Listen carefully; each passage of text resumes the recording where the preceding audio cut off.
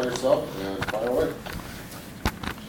Good morning, committee members, and thank you for allowing me to speak in support of this bill today. My name is Teri Robnett, and I'm the founder and executive director of Cannabis Patients Alliance. We're supporting this bill because, quite frankly, the laws need to change.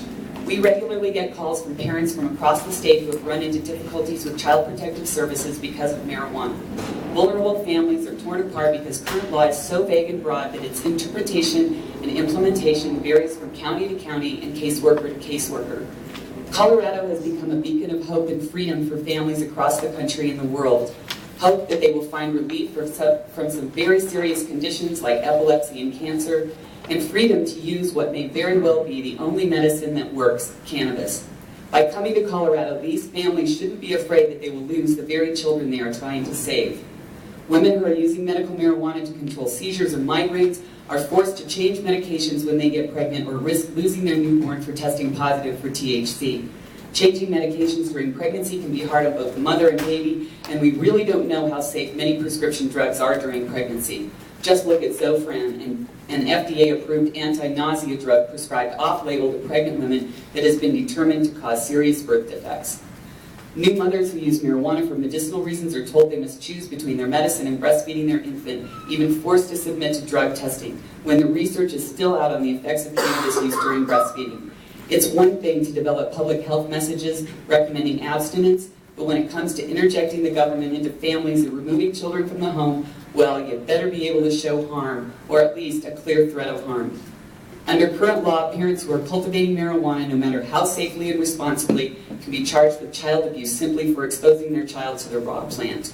Growers, bud tenders, and trimmers are routinely targeted. They pick their kids up from daycare on the way home from work, smelling like fresh marijuana, and someone decides to report them to CPS. Parents who choose marijuana over beer or wine are automatic targets for child welfare, while alcohol, a substance we know can be harmful to children, doesn't even appear in the Children's Code. We've had Amendment 20 on the books for nearly 16 years, and we're still penalizing parents for trying to heal themselves or their children. Now with Amendment 64, it's even more critical that we provide guidance to both child welfare and parents as we move forward into this new age of legalization. CPS is used as a threat by law enforcement, schools, landlords, etc., to scare parents into compliance. That's not fair to either the families or the child welfare workers. It sets up an adversarial relationship when cooperation and collaboration are needed. It wastes precious resources on frivolous reports. It puts caseworkers and supervisors in an unfair power position that unfortunately some in the system take all too seriously. This bill is built on hours and hours of conversation, education, and collaboration, and I want to thank everyone who has stepped up to work on this issue. Every one of the stakeholders agree that current law isn't working and needs to be fixed. They're committed to continuing to work together as this new law is implemented through rulemaking, training, implementation, and data collection, watching for any confusion or negative impacts. We need guidelines and guardrails. We need clarity and consistency. We need this bill, so please vote yes on House Bill 1385. Thank you for your testimony. Any questions, Senator Gilbert?